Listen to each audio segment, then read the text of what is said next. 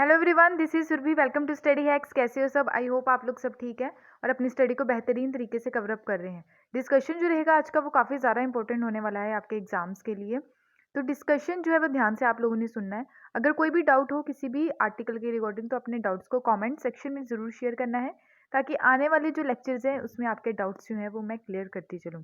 तो आइए आज का डिस्कशन जो है 12 फरवरी का वो हम स्टार्ट करते हैं एक इम्पॉर्टेंट आर्टिकल के साथ। और एक इम्पॉर्टेंट प्रोजेक्ट भी है हमारी सेंट्रल गवर्नमेंट का, जिसको बोला गया है पर्वतमाला प्रोजेक्ट। अभी यहाँ पे जो बात की गई है रिसेंटली यूनियन फाइनेंस मिनिस्ट्री के द्वारा, जो निर्मला सीतारमन जी हैं उनके द्वारा यूनियन बजट जो है 2022 अभी जो अनाउंस किया गया, उसमें बोला गया कि नेशनल रोपवे डेवलपमेंट प्रोग्राम जो है जिसका नाम पर्वतमाला जो है, इसको इम्प्रूव की जाएगी इसकी कनेक्टिविटी जो हिली एरियाज हैं वहाँ पे। ठीक है, इससे पहले अगर हम देखें तो भारतमाला जो प्रोजेक्ट है इसको हम सुनते आ रहे थे। 2015 में जो है भारतमाला प्रोजेक्ट जो है वो लॉन्च किया गया।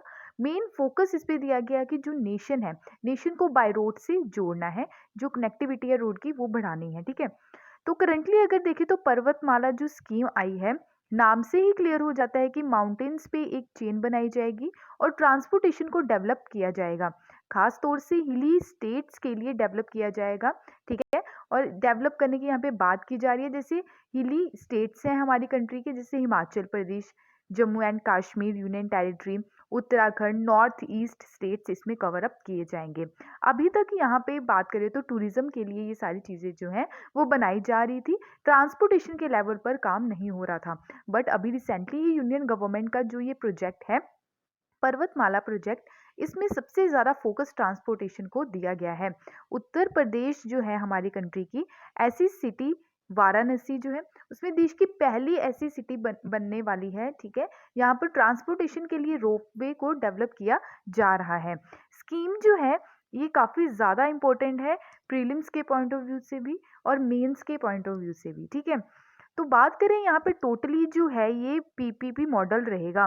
पीपीपी यानी कि पब्लिक प्राइवेट पार्टनरशिप, यहाँ पे जो है ये उसी के साथ साथ ये सारी चीज़ें जो है डेवलप की जाएंगी। मींस गवर्नमेंट के साथ साथ प्राइवेट सेक्टर कंपनीज भी इसमें इन्वेस्ट करेंगी, ताकि लॉन्ग टर्म में उन्हें भी प्रॉफिट हो सके और नेशन को भी प्रॉफिट हो सके। ठीक है, आइडिया जो है इम्प्रूव करने का connectivity, convenience of commuters and beside promoting tourism. ठीक है, यानी कि ट्रांसपोर्टेशन के साथ साथ जो साइड बाय साइड जो है प्रमोट जो करना है टूरिज्म को, उस पर भी फोकस किया जाएगा। ठीक है, तो ये जो है ये सारी चीज़ें काफ़ी ज़्यादा इंपॉर्टेंट है। अगर बात करें स्कीम जो है प्रेजेंटली जो स्टार्ट की जा रही है, कौन कौन से रीजन में, मैंने स्टार्टिंग में बता दिया आपको। ठीक है, और साथ ही साथ फाइनेंस मिनिस्टर के द्वारा ये सारी चीज़ें जो है ये अनाउंस की गई कि लेंथ जो रहेगी कॉन्ट्रैक्ट जो 8 रोपवे प्रोजेक्ट्स रहेंगे, 60 किलोमीटर तक यहाँ पे लेंथ देखने की बात की गई है।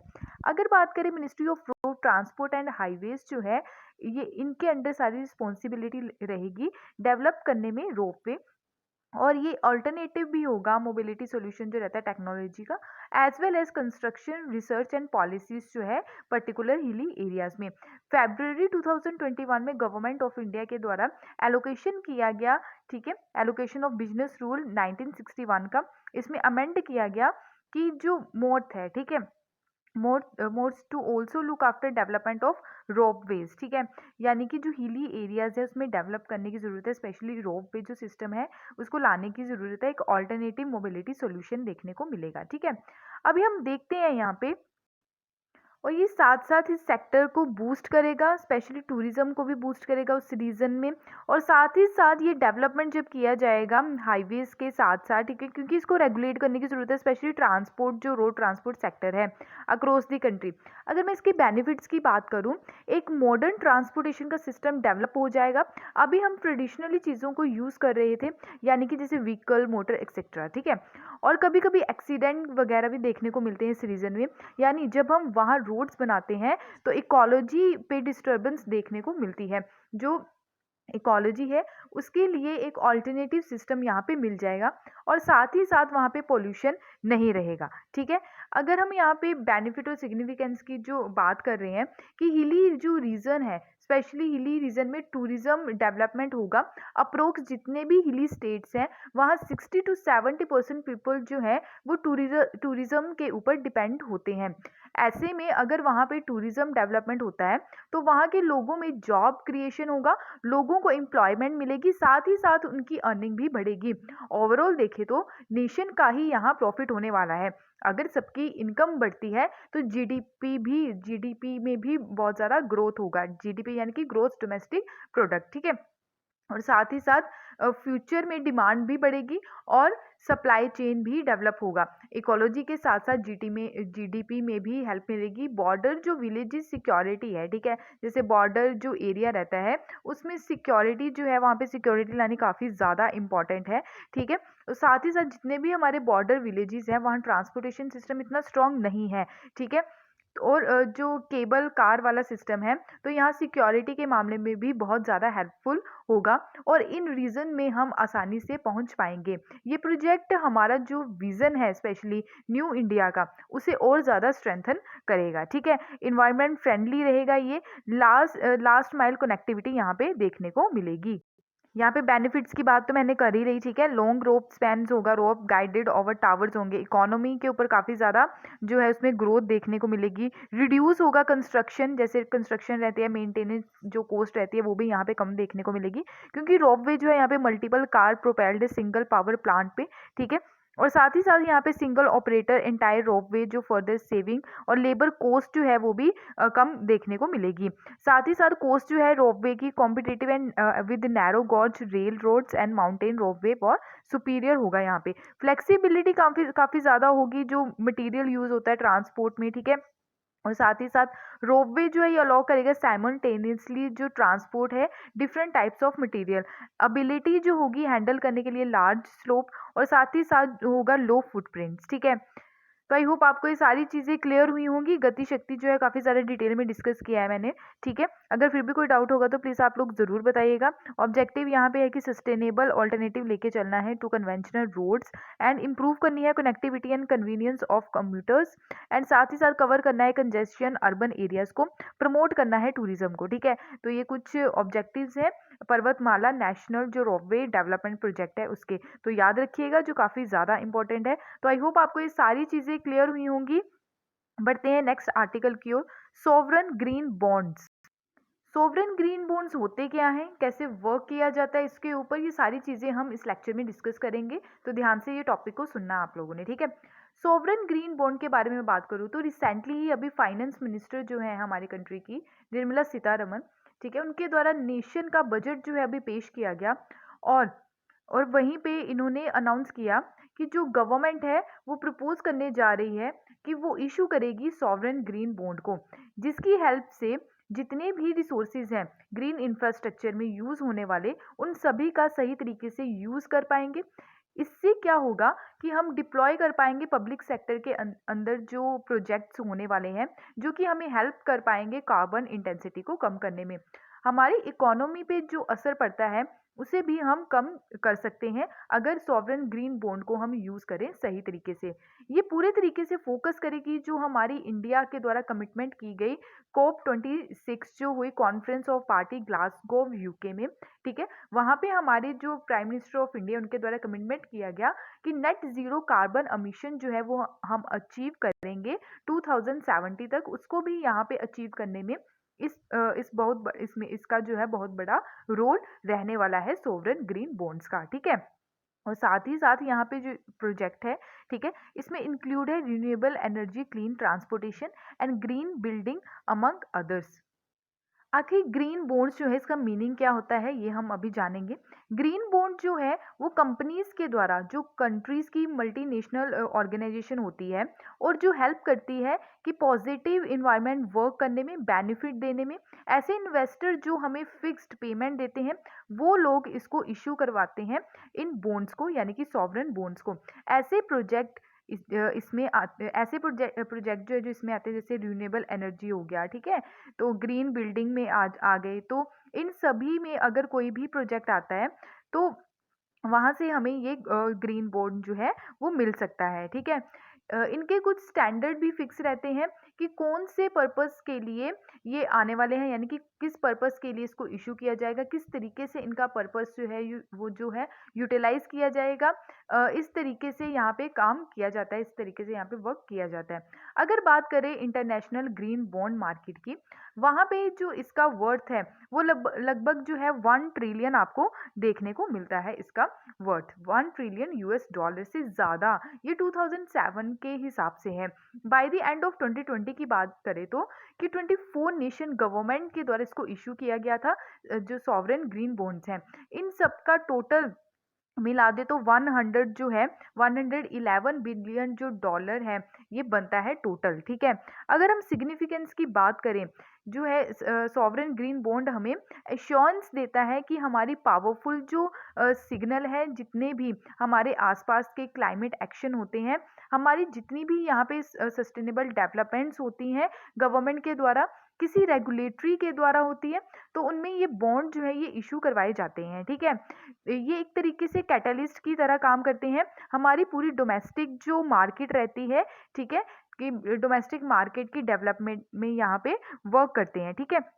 और साथ ही साथ यहाँ पे जो इन्वायरमेंट इम्पैक्ट जो असेसमेंट्स वर्ल्ड एनर्जी आउटलुक निकल के आया 2021 का, इसमें भी एस्टिमेट लगाया गया कि 70% जो एडिशनल USD 4 ट्रिलियन जो है, ठीक है, तो ये स्पेंड किया गया नेट ज़ीरो जो है एमिशंस को कम करने के लिए, स्पेशली डेवलपिंग इकोनॉमीज में सॉवरन इश्योरेंस किया गया ताकि हेल्प की जा सके जो लार्ज इनफ्लोज हो रहा है कैपिटल में। अदर जो मेजर्स लिए गए स्पेशली क्लाइमेट एक्शंस के लिए, ठीक है, जो बजट में अनाउंस किए गए वो है बैटरी स्वैपिंग पॉलिसी, ठीक है, additional allocation under PLI scheme, जैसे प्रोडक्शन लिंक्ड इंसेंटिव स्कीम्स जो हैं, ठीक है। तो यहाँ पे ये पिक्चर में रहेंगी। गवर्नमेंट के द्वारा इंट्रोड्यूस किया गया एक नया बिल जिसका एम है कि रेगुलेट करना स्पेशली जो कार्बन ट्रेडिंग है हमारी कंट्री में उसको, ठीक है, रेगुलेट करके चलना ताकि एनकरेज किया जा सके जो रिन्यूएबल एनर्जी जो है, ठीक है, इसको एनकरेज किया जा सके, ठीक है। तो वे फॉरवर्ड की मैं अगर बात करूँ तो यहाँ पे जो बात की जा रही है कि फॉलोइंग करना चाहिए, यानी कि हमें फॉलो करके चलना चाहिए फ्रेंच मॉडल आज के टाइम में, ठीक है। क्योंकि यूरोपियन यूनियन के द्वारा भी बहुत सारी ऐसे इनिशिएटिव्स लिए गए हैं कि कैसे कंट्रोल करके चलना है, जैसे क्लाइमेट चेंज के जो आज के टाइम में इश्यूज देखने को मिल रहे हैं। जैसे फ्रांस के द्वारा यहाँ पे बजटिंग प्रोसेस में बहुत बेहतरीन तरीके से वर्क किया गया, specially green coefficient each budget, ठीक है। और यहाँ पे अलॉ किया गया according to how green expenditure relative 6 environment priorities यहाँ पे दी गई of the European Union, climate change mitigation, ठीक है, climate change adaptation, water management, circular economy, pollution and biodiversity. Harmonise करना है हमने स्टैंडर्ड्स को, ठीक है, नेशनल और इंटरनेशनल लेवल पे डोमेस्टिक गाइडलाइंस जो है वो जारी करनी है, ठीक है। स्पेशली स्टैंडर्ड क्या है ग्रीन बॉन्ड्स के, डेवलप करना है ग्रीन बॉन्ड मार्केट को आने वाले टाइम में, ठीक है। और साथ ही साथ लिवरेजिंग प्राइवेट सेक्टर, यानी कि प्राइवेट सेक्टर को भी हमने साथ लेके चलना है, ठीक है। कैपेसिटी बिल्डिंग जो एफर्ट्स है वो लगाने पड़ेंगे इमर्जिंग मार्केट में, ठीक है। और साथ ही साथ नॉलेज स्प्रेड करनी पड़ेगी कि क्या क्या बेनिफिट हो सकते हैं, ठीक है। और साथ ही साथ ग्रीन बॉन्ड्स के क्या, ग्रीन बॉन्ड्स जो है वो कैसे हेल्प करेगा आने वाले टाइम में इंस्टीट्यूशनल बैरियर्स के साथ, ठीक है, जो एंट्री की जाएगी मार्केट में। तो आई होप आपको ये सारी चीज़ें क्लियर हुई होंगी। ये काफ़ी ज़्यादा इंपॉर्टेंट टॉपिक्स थे, ठीक है, कि सॉवरेन ग्रीन बॉन्ड क्या होते हैं। तो आई होप आपको ये सारी चीज़ें क्लियर हुई होंगी। बढ़ते हैं नेक्स्ट आर्टिकल की ओर। यहाँ पे एक बीमारी के बारे में बात की जा रही है, fair bank disease and acromegaly disorder, ठीक है। तो यहाँ पे आप देख सकते हैं कि ये डिसऑर्डर जो रहता है, यहाँ पे जो पैर वगैरह रहते हैं वो टेढ़े देखने को मिलते हैं, ठीक है। तो ये सिम्टम्स हैं, ठीक है, एक्सट्रीमली टॉल स्ट्रक्चर रहता है, लार्ज हैंड्स एंड फीट हो जाते हैं, प्रोमिनेंट फोरहेड एंड जॉ में यहाँ पे चेंजेस देखने को मिलते हैं, हेडेक जो है वो काफ़ी ज़्यादा होती है, ठीक है।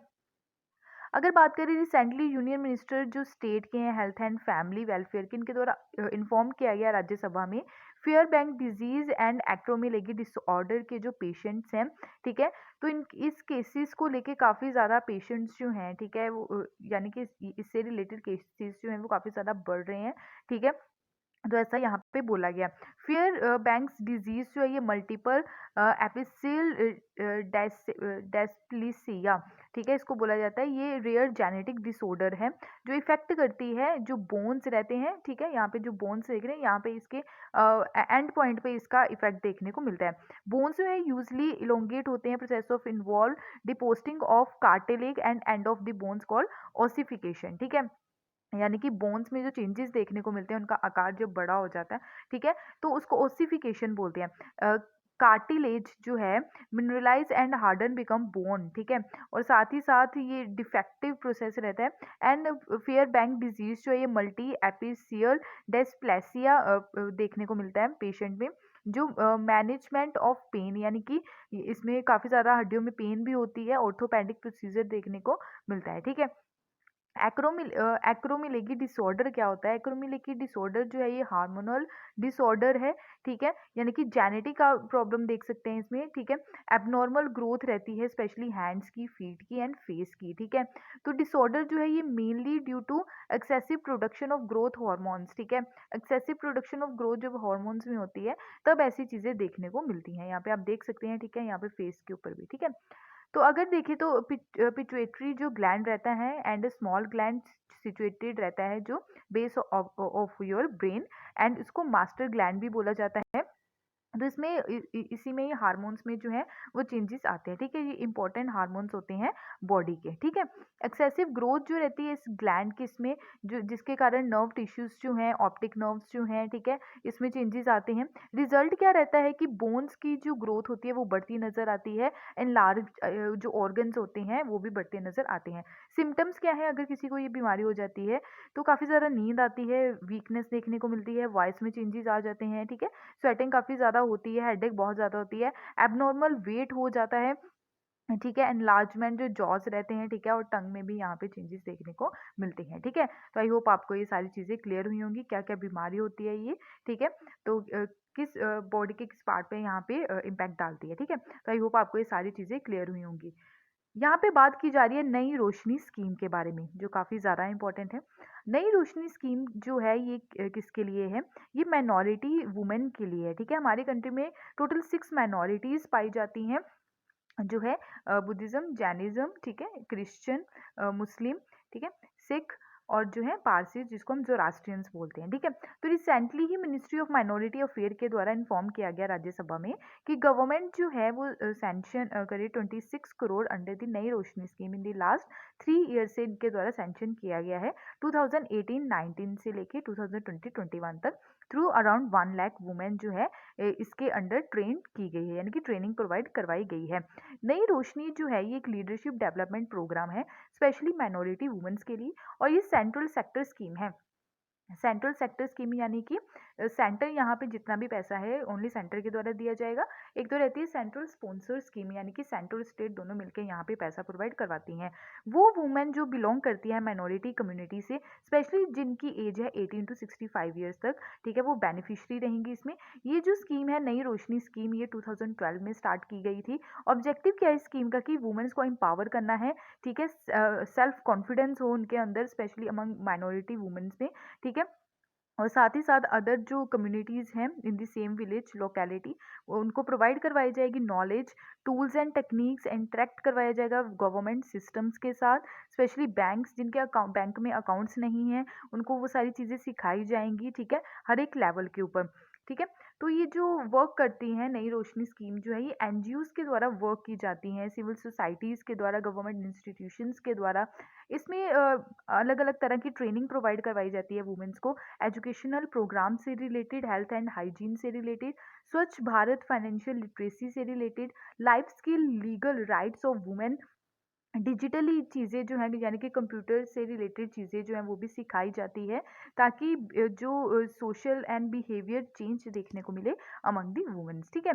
सिग्निफिकेंस क्या है इस स्कीम का? कि वुमेन को एम्पावर करना है, ठीक है। और साथ ही साथ जो क्रिटिकल एलिमेंट देखने को मिलते हैं सोसाइटी में, स्पेशली जैसे पॉवर्टी रिडक्शन है, इकोनॉमिक ग्रोथ है, ठीक है, इन सब चीज़ों से हम टैकल कर सकें। वुमेन एंड चिल्ड्रन जो है ऑलवेज वर्स्ट सफ़र है आज के टाइम में, स्पेशली पॉवर्टी से, ठीक है।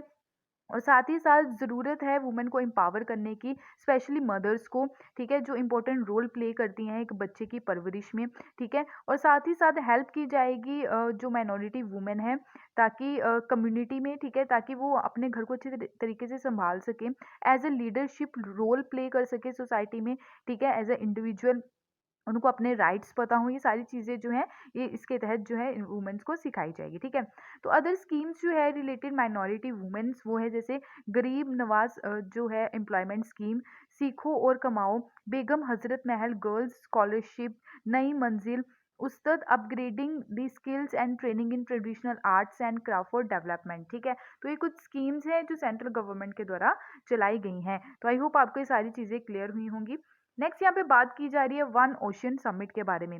अभी रिसेंटली जो हमारे देश के प्राइम मिनिस्टर ऑफ इंडिया है श्री नरेंद्र मोदी जी, उनके द्वारा हाई लेवल सेगमेंट जो है इसको एड्रेस किया गया जिसका नाम है वन ओशन समिट। ये हाई लेवल सेगमेंट समिट है जो एड्रेस की गई सेवरल अदर कंट्रीज के द्वारा, अदर जो कंट्रीज की गवर्नमेंट उनके द्वारा, जिसमें इंक्लूडेड है Germany, UK, south Korea, Japan and Canada के द्वारा यहाँ पे पार्टिसिपेट किया गया। वन वन ओशन समिट जो है ये ऑर्गेनाइज करवाई गई कौन सी कंट्री के द्वारा? ये फ्रांस के द्वारा। तो 9 टू 11 फरवरी तक ये चली, ठीक है। स्पेशली कॉरपोरेशन रहा यूनाइटेड नेशन का और वर्ल्ड बैंक का भी, ठीक है। तो यानी कि यूनाइटेड नेशन और वर्ल्ड बैंक का भी यहाँ पे पार्टिसिपेशन देखने को मिला, ठीक है। ऑब्जेक्टिव क्या है इस स्कीम का? कि मोबिलाइज करना इंटरनेशनल कम्युनिटी को, साथ ही साथ टैंगिबल एक्शन लेके चलना, प्रिजर्व करने में, सपोर्ट करने में जो healthy and sustainable ocean ecosystem को, ठीक है। फ्रांस की बात करें तो फ्रांस की कैपिटल क्या है? पेरिस है, ठीक है। तो यहाँ पे आपको स्विट्जरलैंड, इटली, बेल्जियम, ठीक है, ये इंग्लिश चैनल है, काफ़ी ज़्यादा इंपॉर्टेंट है। इंग्लिश चैनल किस किस के बिटवीन है? यूके एंड फ्रांस के बिटवीन है। यहाँ पे बे ऑफ बिस्के है एंड सेल्टिक सी है, यहाँ पे नॉर्थ अटलांटिक सी है। यहाँ पे आप देख सकते हैं कौन कौन सी कंट्रीज़ है, यहाँ पे स्पेन इसको टच करती है, और यहाँ पे जो है बैलेट्रिक सी आपको देखने को मिलता है, ठीक है। तो आई होप आपको ये क्लियर हुआ होगा। अगर अपने इंडिया के संदर्भ में देखें तो फ्रांस जो है आपको यहाँ पे देखने को मिलेगा, ठीक है। नेक्स्ट यहाँ पे बात की जा रही है नेशनल डी वार्मिंग डे के बारे में, ठीक है। डेट जो है वो पर्टिकुलर स्टार्टिंग में डिस्कस करती हूँ, ये थोड़ा लेंदी था इसलिए थोड़ा अभी मैं डिस्कस करती हूँ, ठीक है। तो नेशनल डी वार्मिंग डे जो है, डिवॉर्मिंग का मतलब जैसे बच्चों के पेट में कीड़े हो जाते हैं, ठीक है, जिसको हम पेट के कीड़े बोलते हैं, जिसकी वजह से बच्चे जो है हमेशा बीमार रहते हैं, स्कूल में प्रॉपर जा नहीं पाते, जिसकी वजह से इनकी स्कूल की अटेंडेंस जो है वो रिड्यूस होती नजर आती है। माल न्यूट्रिशन की प्रॉब्लम होती है, यानी कि वेट जो है वो गेन नहीं होता, ठीक है। इकोनॉमी प्रोडक्टिविटी काफ़ी ज़्यादा कम हो जाती है, रिड्यूस हो जाती है फिजिकल एंड कॉग्निटिव जो डेवलपमेंट है वो, ठीक है। पढ़ाई के ऊपर बहुत ज़्यादा इम्पैक्ट पड़ता है इसके चलते।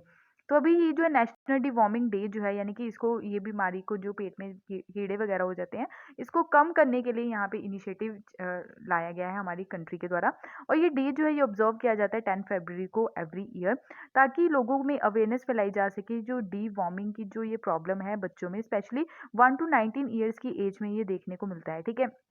ये डे जो है 2015 में लॉन्च किया गया ministry of health and family welfare के द्वारा। एम क्या है बेसिकली कि हमने अवेयरनेस फैलानी है, इंटेंस्टिल जो वॉर्म्स रहते हैं पेट में, ठीक है, और साथ ही साथ इसको कम करना है, एलिमिनेट करना है, जो सॉइल ट्रांसमिट हेमिथिन्स से देखने को मिलते हैं ये चिल्ड्रन में, ठीक है। जैसे हाथ ना धोना, बिना हाथ धोए खाना खा लेना, ठीक है। तो ये सारी चीज़ें तो ये किससे रहते हैं, ये मिट्टी वगैरह जो रहती है ना उसमें ये छोटे छोटे कीड़े देखने को मिलते हैं जो हम खाते हैं, ठीक है। यानी कि जब हम खाना खाते हैं हाथ नहीं धोते हैं तो उसकी वजह से पेट में जो है वो कीड़े जो हैं वो एंटर कर जाते हैं। 24% जो है वर्ल्ड्स पॉपुलेशन जो है हमारी वो इन्फेक्टेड है सॉइल ट्रांसमिटेड हेलमिथीज से, जो वॉर्म्स जिसको हम बोलते हैं। यहाँ पे आप पिक्चर देख सकते हैं वॉर्म्स की, ठीक है। और साथ ही साथ नेशनल डिवॉर्मिंग डे जो है ये प्रिवेंट करता है वॉर्म इन्फेस्टेशन, यानी कि क्या क्या हमें मेजर्स लेने चाहिए ताकि इसको कंट्रोल कर सके। हैंड वॉश करने हैं प्रॉपरली सॉप के साथ, ठीक है। वियर करना है फुटवेयर एंड स्लीपर वियर करके चलने हैं। ड्रिंक जो पानी पीना है वो सेफ क्लीन वाटर पीना है। नेल्स जो है वो छोटे होने, बच्चों के नेल बड़े रहते हैं, स्कूल में भी कहते हैं कि नेल्स काट के आओ, तो बच्चों के नेल्स जो है वो शॉर्ट होने चाहिए, यानी कि छोटे-छोटे होने चाहिए, यानी कि काँटे होने चाहिए, ऐसी चीज़ें, ठीक है? तो यानी कि जो इसमें मैल वगैरह जो रहती है वो ना हो, जिसकी वज़ह से बच्चे जो खाते हैं उसी के अकॉर्डिंग, उसी के थ्रू जो है पेट में कीड़े देखने को मिलते हैं। टॉयलेट्स जो यूज़ कर रहे हैं आज के टाइम में बच्चे वो क्लीन होने चाहिए, ठीक है?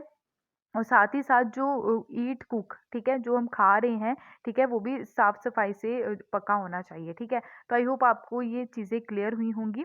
नेक्स्ट यहाँ पे देखें तो इसी के साथ साथ ये जो कैंपेन चलाया गया, चिल्ड्रन एंड एडोलसेंट जो है, यानी कि 1 to 19 ईयर्स के जो बच्चे हैं, उसमें एडोलसेंट भी आ जाते हैं, ठीक है, उनमें उनको भी यहाँ पे काउंट किया गया है across government and government aided school, anganwadi, private school and other educational institutions में ये सारी चीज़ें वर्क करती आपको नजर आएंगी, ठीक है।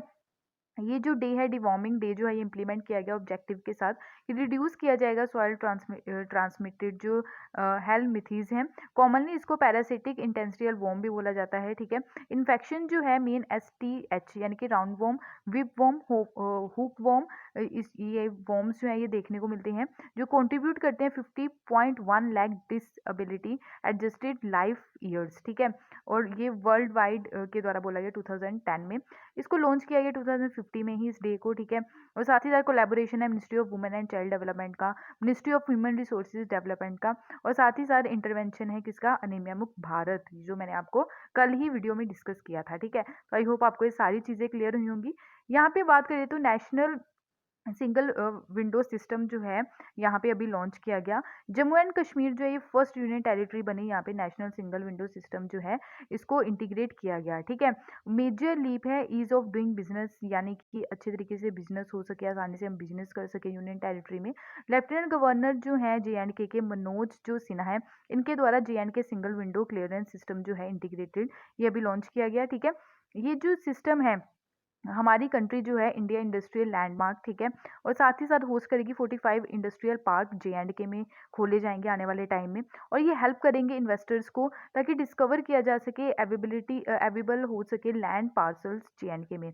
अगर बात करें गवर्नर की JNK के, वो है मनोज सिन्हा, यहाँ पे आप पिक भी देख सकते हैं। JNK फॉर्मेशन हुआ था, यानी कि पहले स्टेट थी, यूनियन टेरिटरी बनाएगी JNK एंड लद्दाख 31 अक्टूबर 2019 में, ठीक है। यहाँ पे आप देख सकते हैं, यहाँ पे JNK, यहाँ पे लद्दाख है, यहाँ पे बाउंड्री टच करती है पाकिस्तान की, ठीक है। तो लद्दाख यहाँ पे आप देख सकते हैं, ठीक है। नेक्स्ट यहाँ पे बात की जा रही है अटल बिहारी वाजपेयी जी के बारे में। भी ये न्यूज़ में क्यों है, क्योंकि इनके रिकॉर्डिंग अटल बिहारी वाजपेयी से रिलेटेड यहाँ पे एक बुक, यहाँ पे ऑथर के द्वारा, यानी कि बुक जो लिखी गई है किनके द्वारा, सागरिका घोष जी के द्वारा, ये अभी लॉन्च की गई इनकी biography, former prime minister of India, ठीक है। तो सागरिका घोष जो जर्नलिस्ट, उनके द्वारा ये जो बुक है वो लिखी गई है, ठीक है। और इनके द्वारा Indira India's most powerful prime minister, ये भी बुक लिखी गई थी, तो याद रखिएगा। सागरिका जो है, ठीक है, ये ऑथर हैं। 3 years to complete the biography, इस बायोग्राफी को कंप्लीट करने के लिए इनको 3 साल लग गए, ठीक है। रिसर्च काफ़ी ज़्यादा इनके द्वारा की गई सागरिका के द्वारा, ठीक है। पार्लियामेंट स्पीचेस जो थी अटल बिहारी वाजपेयी जी की 1950 से 1990s तक, ठीक है, तो पार्लियामेंट में, तो ये सारी चीज़ें यहाँ पे बताई गई हैं, ठीक है। और साथ ही साथ 50 इंटरव्यूज़ जो हुए थे, ठीक है, with the members of RSN and BJP, ठीक है, क्लोज जो एड्स हैं, ये सारी चीज़ें जो बताई गई हैं। तो ये बुक है अटल बिहारी वाजपेयी जी की, जो सागरिका घोष जी के द्वारा लिखी गई है, इनकी बायोग्राफी। तो आई होप आपको ये सारी चीज़ें क्लियर हुई होंगी। तो ये था आज का इंपॉर्टेंट डिस्कशन। अगर कोई भी डाउट होगा तो प्लीज़ कॉमेंट सेक्शन में अपने डाउट्स को ज़रूर शेयर कीजिएगा। PDF के लिए आप टेलीग्राम ज्वाइन कर सकते हैं, इंस्टाग्राम पे भी आप फॉलो कर सकते हैं। अगर वीडियो पसंद आए तो प्लीज़ लाइक शेयर सब्सक्राइब ज़रूर कीजिएगा। Thank you for watching my video. जय हिंद।